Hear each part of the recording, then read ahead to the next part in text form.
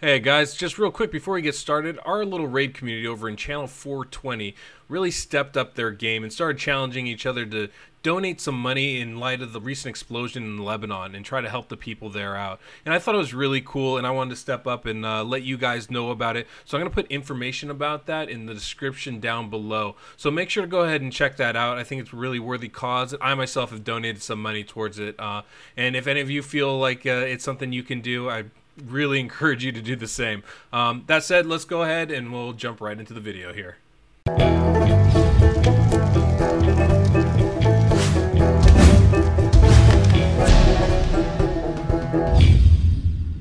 Welcome. I'm the DeadwoodJedi, and today we're doing another Raid Shadow Legends video. This is an account takeover for Warped Mind here. Great name, great account. As always, we were provided with some unique challenges. Today was some stuff I hadn't had a chance to really struggle with, but I know this is something a lot of you out there do. It involves a very specific champion who has a very annoying passive ability. Now, if you aren't aware, my personal clan boss team, so most of my experience comes against Void clan boss. Especially when you're talking about Ultra Nightmare. Most of my affinity experience comes against Nightmare clan boss. There's a certain champion that has a unique passive that is sort of broken. It's incredibly strong, and it's good in most areas of the game, except for the one area where we want to use her most of the time, which is clan boss. If you don't know who I'm talking about, I am, of course, talking about Valkyrie here. Valkyrie is an amazing champion. She provides a huge shield that's unparalleled in the game. Counterattack, one of 3 champions that could do that. And just an amazing champion all the way around. She unfortunately, however, has this really unique passive ability, which is great for arena and dungeons and everything else, but it's really bad for clan boss, where she gets a 10% turn meter increase whenever an enemy champion places a buff. Well, this includes clan boss. And what that means is when you're facing affinity, it actually throws off the timing of the composition. Now, it only works on Ultra Nightmare. For some reason, it's bugged, so it doesn't actually do that when you're facing Nightmare clan boss or below, at least in my experience. But when you're facing the Ultra Nightmare clan boss, it does. So it's a very unique thing to have to adjust for, and it becomes very frustrating because obviously if you make a Ultra Nightmare team, it's not going to play the same when you're doing Void or when you're not doing Void. I've never had to deal with this myself, even though Valkyrie is one of my favorite champions. So when I was coming into this account and I was trying to find a few different kind of compositions, this was something that threw everything off, and I was not expecting that, and had to, honestly, what I had to end up doing, I'm going to show you really quick, I had to go back to my Excel spreadsheet, my original calculator, and type in a function for this, just specifically so I could see how it works. It was incredibly frustrating, but I was able to find a tune that worked for this. In the meantime, this is going to be a real tricky thing that you're kind of going to have to figure out on your own. Unfortunately, the calculator is not going to really be of use to you in doing this. But if you download my Excel, the original part of the calculator, you can manual in some alternatives for that. So that can help you out if that's something that you'd like to do. Now, as far as this goes, what we went ahead and did is we went and brought in Valkyrie. Now, let me show you the champions real quick, because there's a variety of them. Definitely there's Valkyrie, and there's 2 Valkyries actually. We have Mashald in there, we have Rosin, we have Skull Crusher, Occult Brawler, Frozen Banshee. There were more than a few options, Sepulchre Sentinel. One of the things I knew is this is going to be a affinity composition. Definitely going to be facing affinity all time, so we wanted to make it affinity friendly. Also knew that we didn't have great gear, so I was a little nervous about even trying to put everybody in lifesteal. So I tried like 3 different things on this account.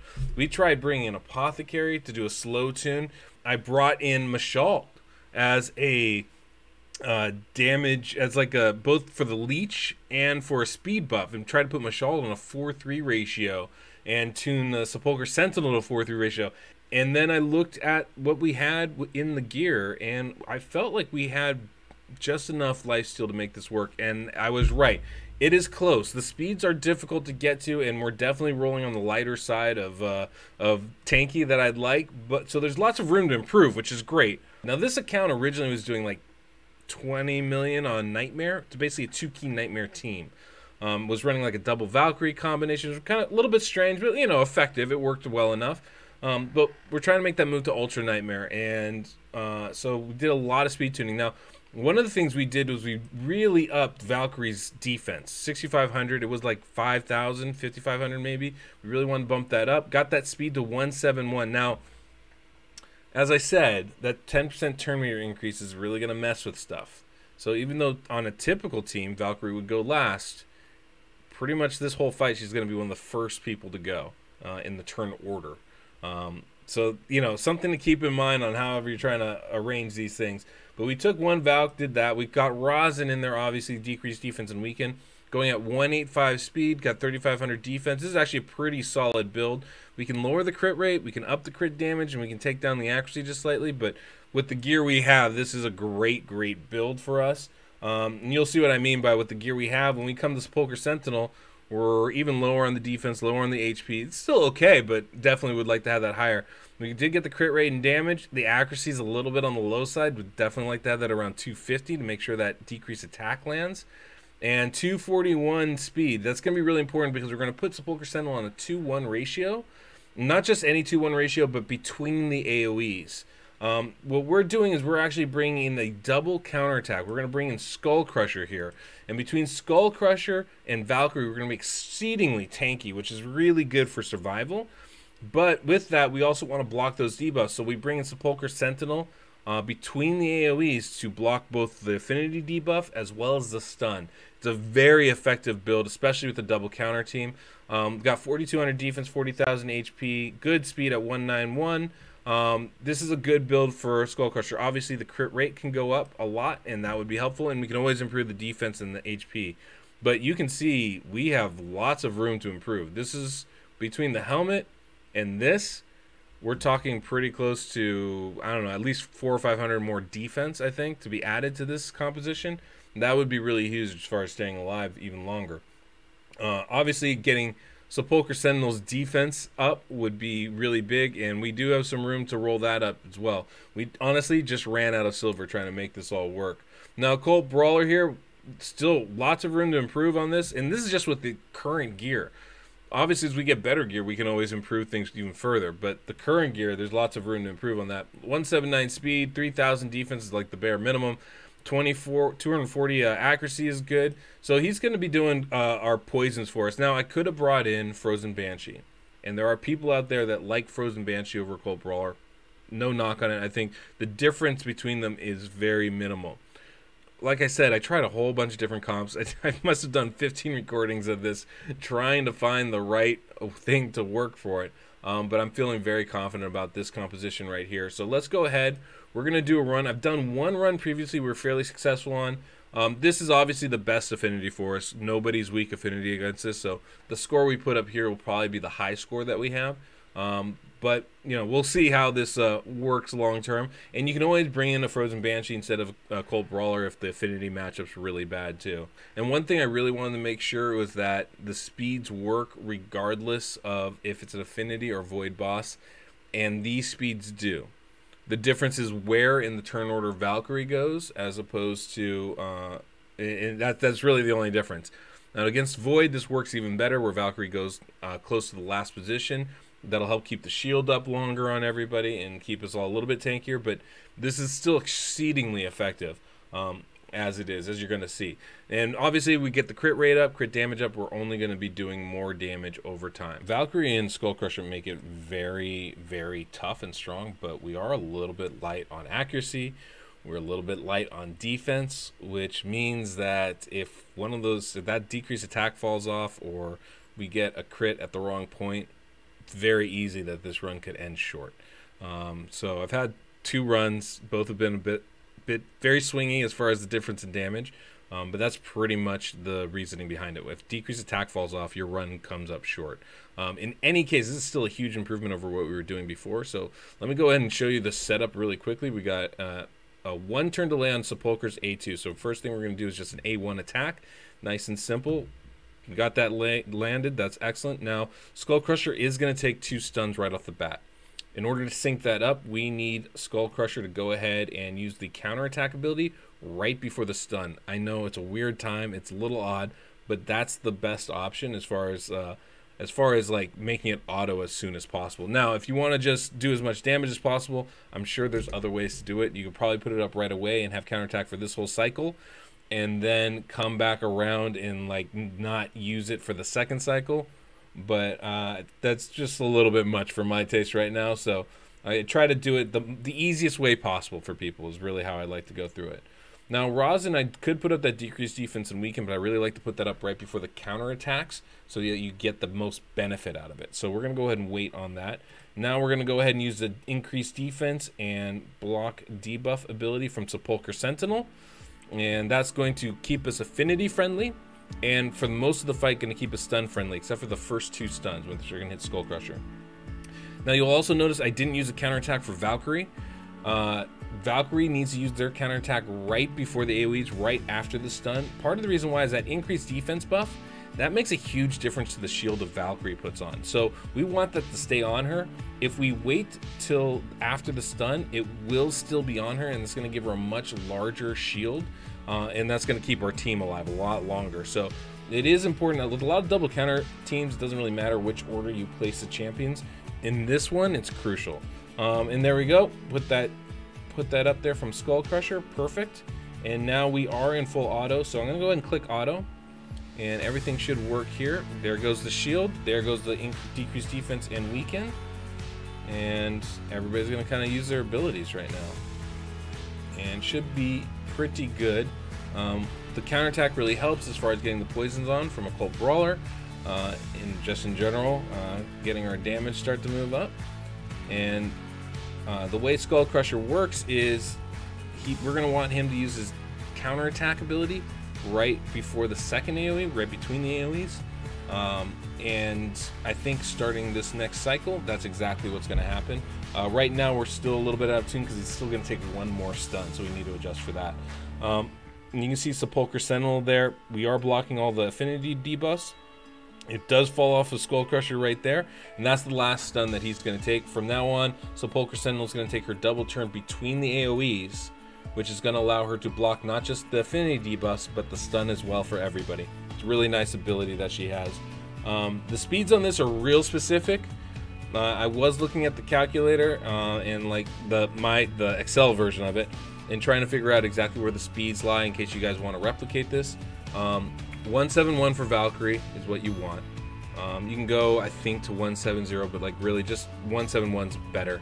It's going to work for all levels then. Same thing with Skull Crusher, 191 you want him at.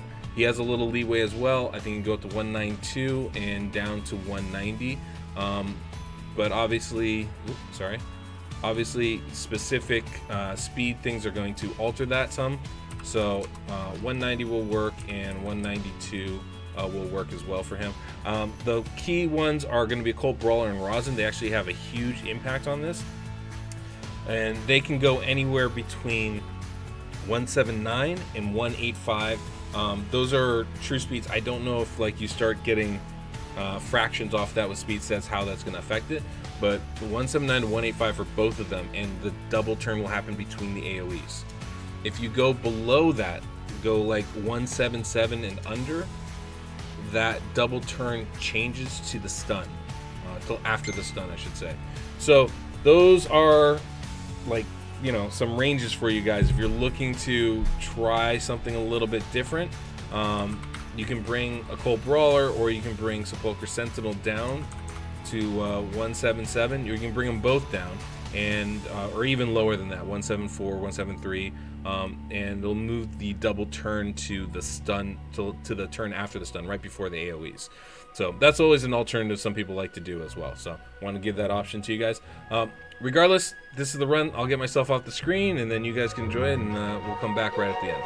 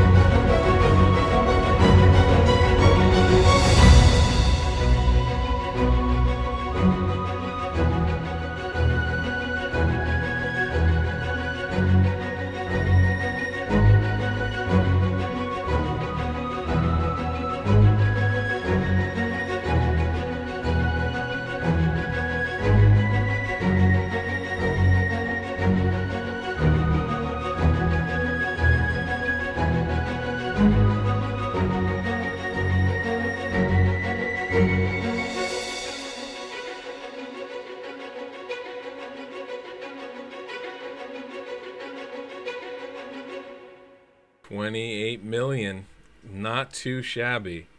Not too shabby at all, guys. Just to give you an idea, I did a previous run. I think this is going to be a pretty normal key for us. I did a previous run. We were able to get 29 million doing this. You can see most of the work there is being done by Rosin and Occult Brawler. But Sepulchre Sentinels can put in some damage, so is Valkyrie and Skull Crusher. They're all contributing to it. The more the crit rate, the more the crit damage, the better it's going to be. And you can see there, I did a run previously when Attack Down fell off, and that absolutely killed the run. We only ended up with about 19 million, so that's where the swinginess lies. The more defense we put on Sepulchre Sentinel, the longer she'll survive. The more crit rate we put on everybody, the easier it'll be for them to heal up when they do go down a little bit low. But this is an extremely tanky and effective team here. So let's go ahead. I want to show you my masteries. So I want to show you really quickly some of the masteries that we are using. There are some interesting ones you might have noticed. We do have lasting gifts here on Valkyrie. Now typically that can be a big issue, but because of the timing of where Valkyrie is going, and because Sepulchre Sentinel is taking that double turn after she puts up her increase, her counterattack buff, this actually isn't going to hurt us. The counterattack buff will still fall off Sepulchre Sentinel in time, and that's going to mean that he can still take the stun, that the clan boss won't target somebody else. That's really important. In general, though, different affinities, the clan boss will target different champions. So that is something you're going to have to take into consideration. Now, against green affinity, it'll target red champion, so Sepulchre Sentinel, no problem. Against red affinity, which we just saw, well, if we have Occult Brawler and Valkyrie in there, we only have green champions and red champions. They'll target Sepulchre Sentinel. Blue affinity, however, blue is going to be the tricky one. They're going to want to target green affinity champions. So against blue, I would actually recommend probably bringing in Frozen Banshee over Occult Brawler. One, Occult Brawler is going to be weak affinity. Two, Frozen Banshee, which she's in there. What that means is the clan boss is actually going to target Valkyrie, and Valkyrie has way more defense than anybody else probably in the game, honestly. So if anybody's going to take that stun hit, Valkyrie is the one I would have do that. She'll be able to tank it longer than Sepulchre Sentinel. The negative, of course, is that once she takes it and goes down, your run's done. Like, we lost Sepulchre Sentinel and we still lasted about another cycle or two. So that's a big difference of something I would definitely be keeping in mind. Or, you know, another thing, you can keep Occult Brawler in, just move Valkyrie higher in the turn order, and then the clan boss should target Valkyrie instead of Occult Brawler.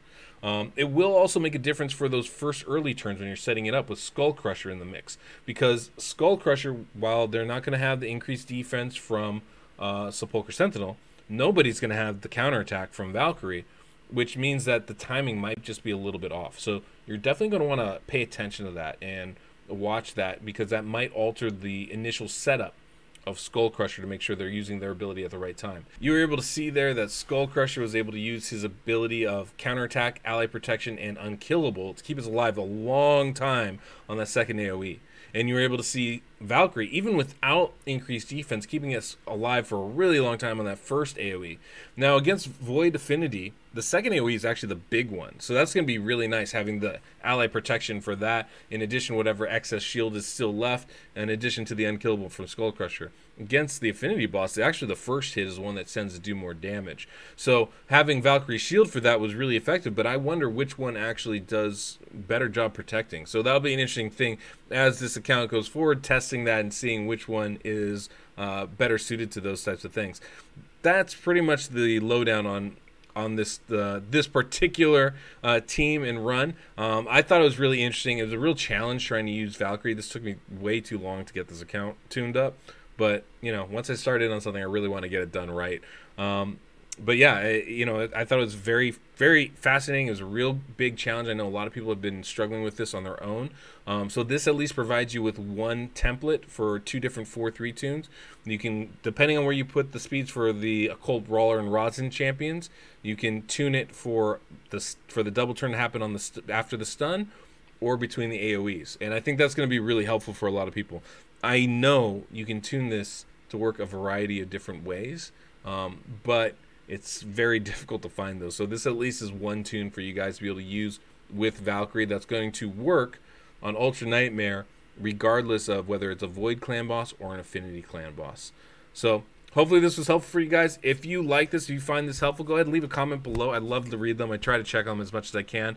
And if you're still here, please take the time, subscribe. It makes a big difference to my channel, really does. Helps me to put out more content like this, which apparently you guys are enjoying, which is great. I'm really thankful for that. So if you liked the video, hit the like button. Otherwise, guys, till next we meet, I'm the Deadwood Jedi.